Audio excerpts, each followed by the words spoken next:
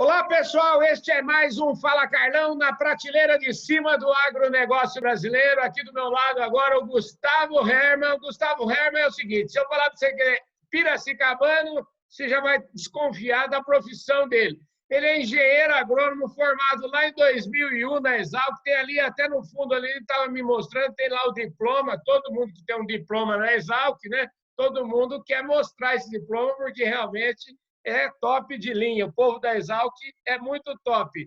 Ô, querido Gustavo, obrigado pela sua presença aqui, viu? Eu que agradeço, Carlão. Eu que agradeço. É uma satisfação poder falar com você, poder falar com quem te assiste aí e falar um pouco de controle biológico, né? É isso aí. A prosa é controle biológico. E o Gustavo é o seguinte, antes de falar que ele é o diretor comercial da Koppert do Brasil, convém lembrar o seguinte, que ele trouxe a Koppert para o Brasil aí em 2012.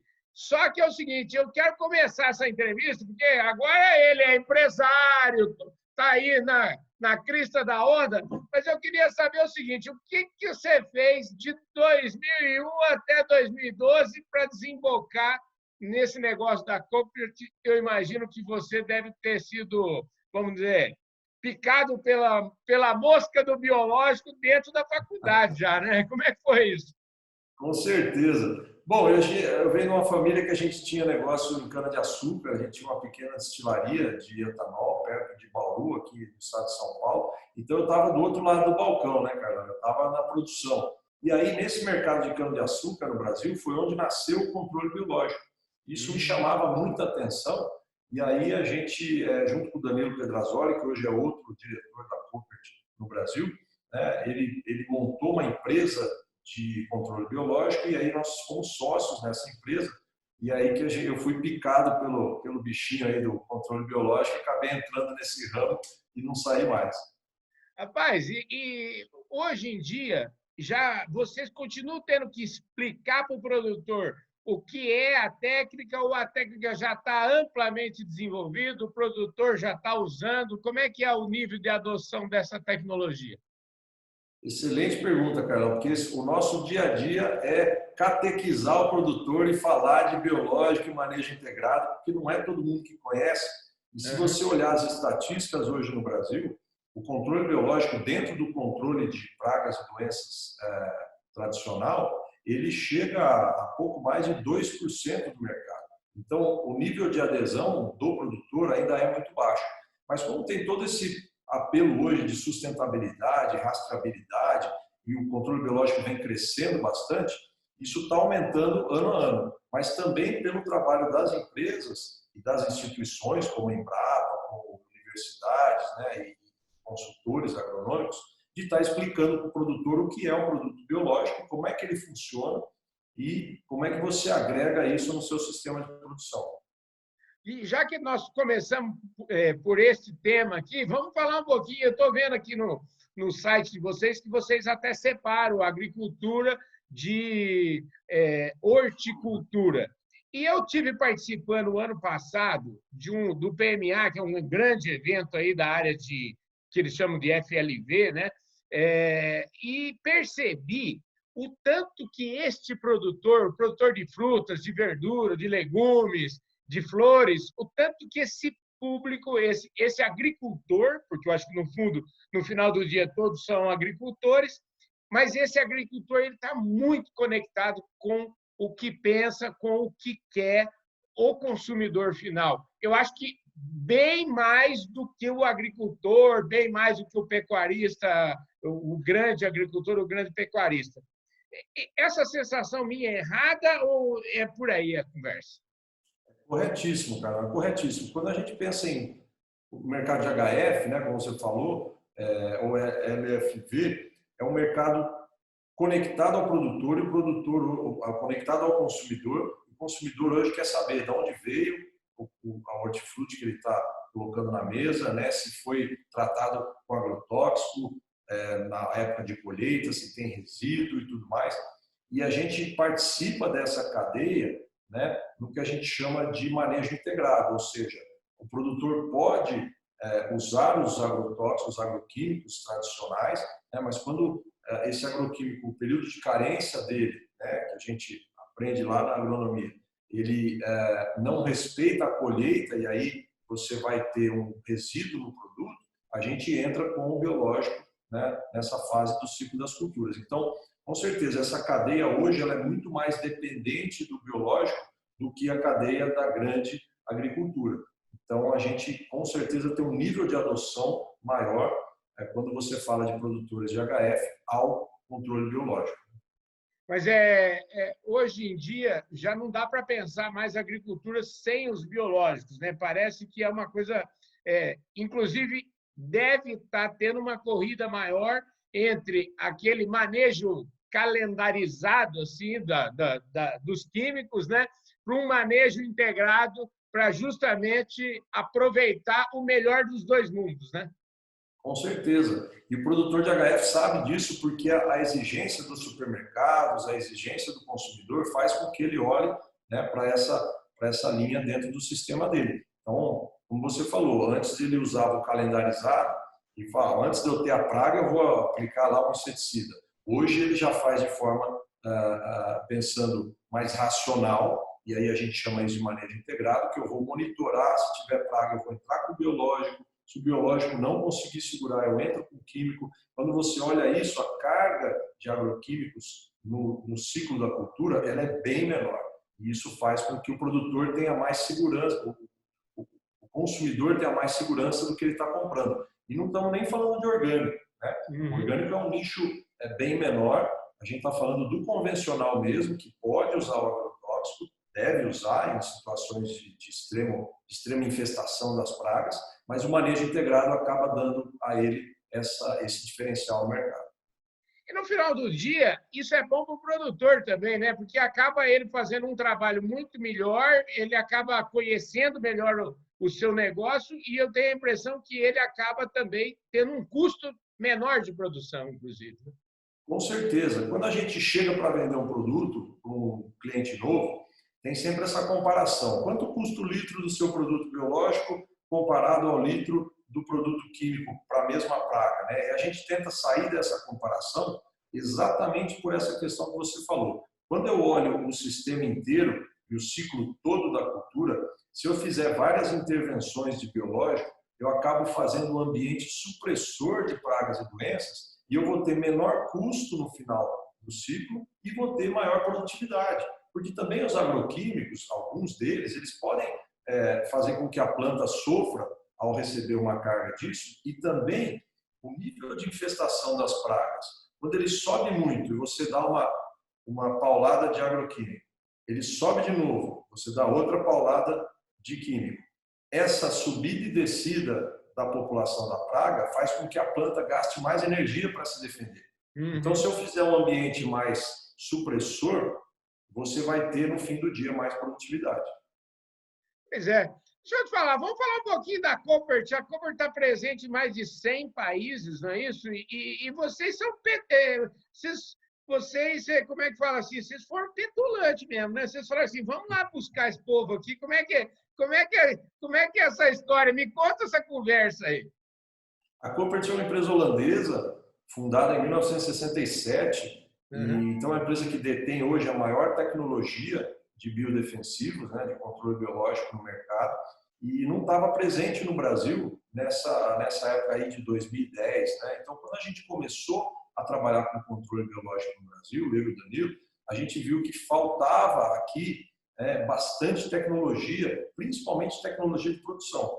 O Brasil tem excelentes organismos, então quando você olha a Embrapa, por exemplo, é um banco de organismos para você trabalhar com controle biológico excepcional, mas pouquíssimas empresas ou pouquíssimas instituições detinham a tecnologia que a Koppert já tinha desenvolvido no mundo inteiro há 50 anos. Então a gente foi sim buscar a empresa na Holanda, mostrando o potencial do mercado brasileiro, né? E começamos um namoro lá em 2010, 2011 a gente começou a operação aqui no Brasil. E a Koppert, a gente já falou, né? Presente em 100 países, as fábricas dela estão... Aonde ficam as fábricas da Koppert fora do Brasil? Depois a gente entrar um pouquinho no Brasil.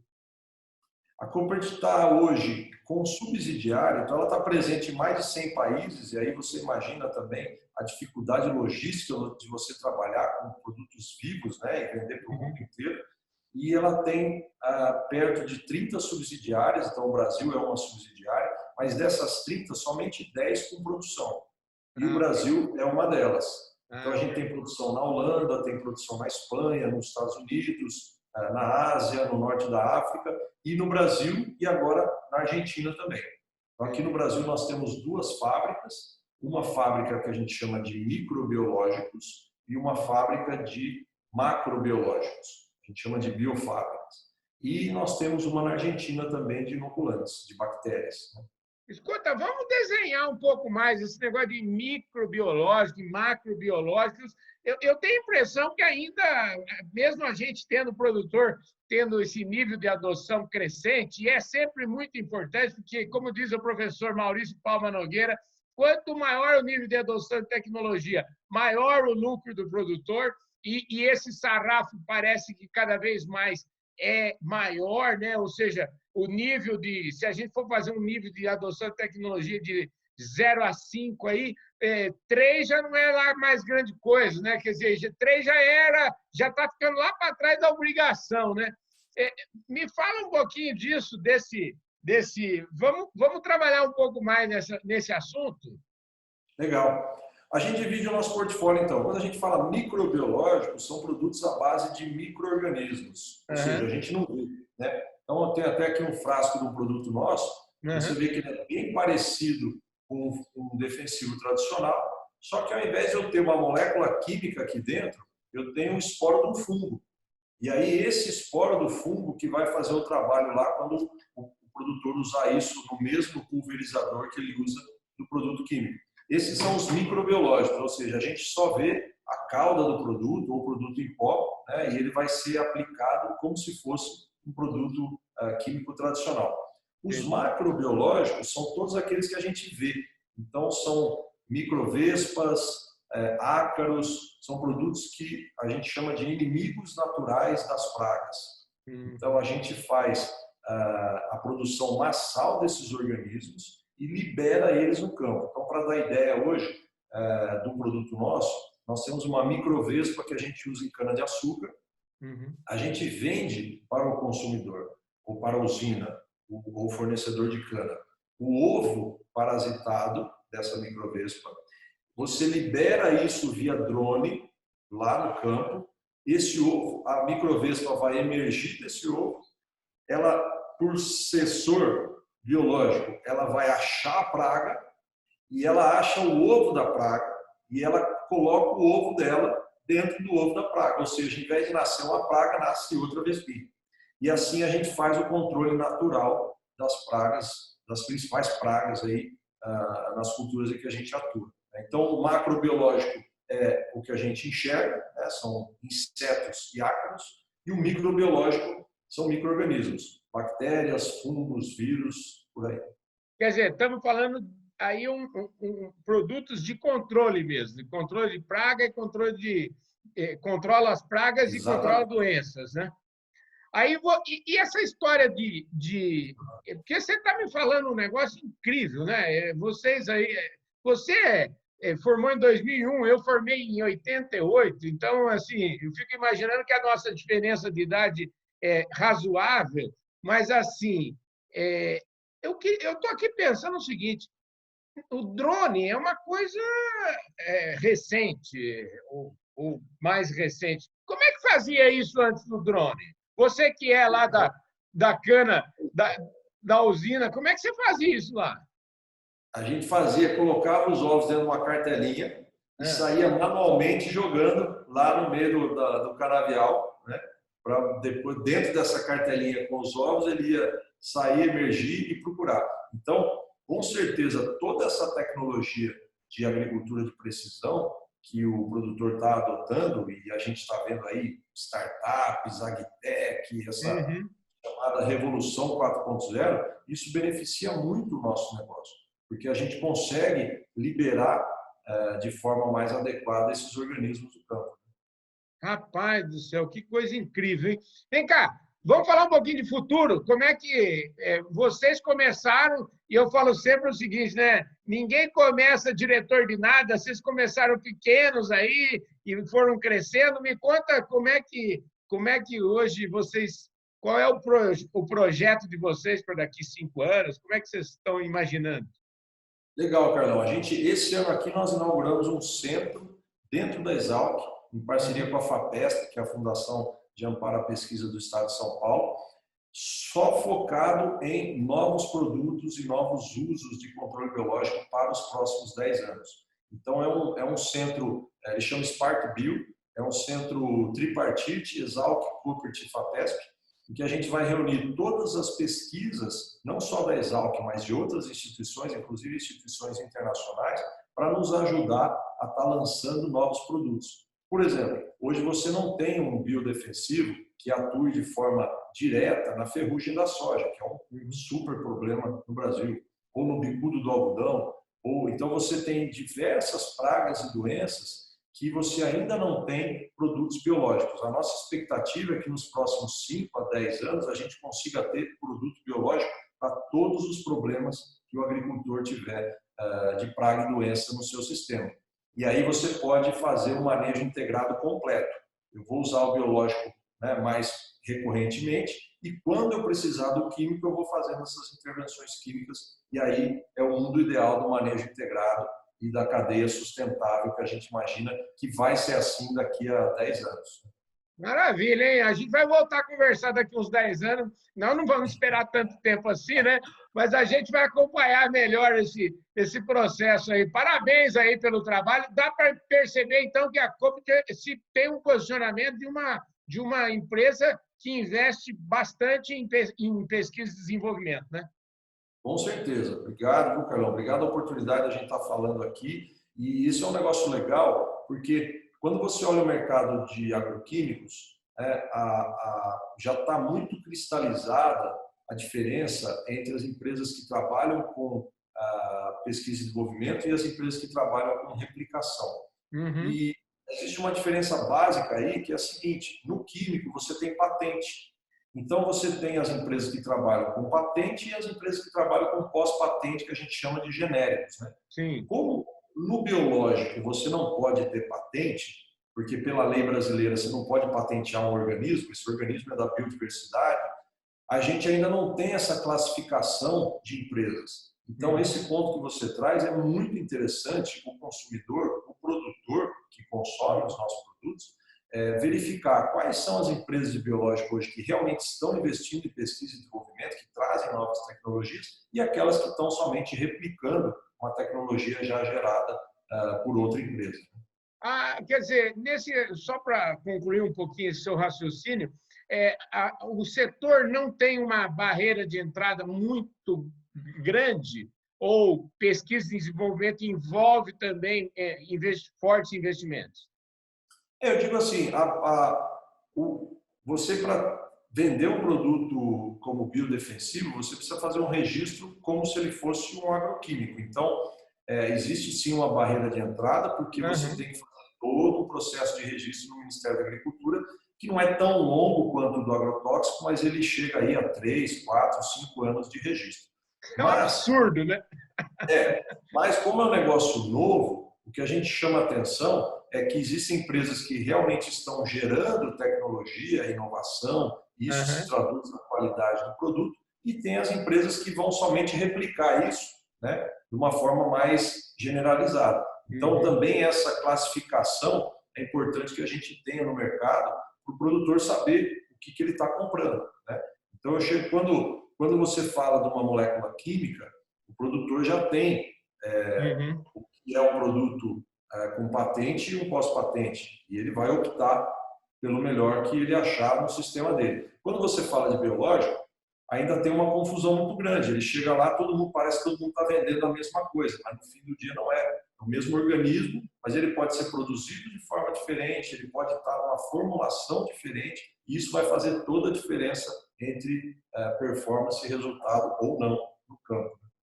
Maravilha. Ô, Gustavo, obrigadão pela sua presença. Felizmente, o nosso programa o tempo já foi. Eu falei para você que era rapidinho, né? E a conversa é boa, e o tempo voa, né?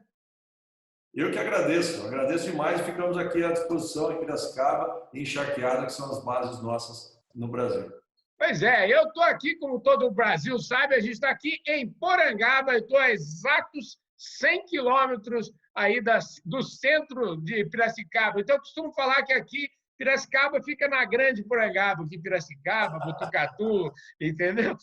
Queridos, super obrigado. Obrigado a todos vocês que estão aí nos assistindo. Se você estiver no Facebook, deixa o seu like. Uma entrevista como essa, tão boa aqui com o Gustavo, você vale pelo menos o seu like. E se você estiver no YouTube, se inscreve no nosso canal, aperta o sininho para você receber as nossas notificações de vídeos tão bons quanto esse aqui com o Gustavo. E se você estiver na audiência nacional e internacional do Canal do Boi, muitíssimo obrigado. Eu vejo todos vocês no nosso próximo programa. Forte abraço. Valeu, Gustavo!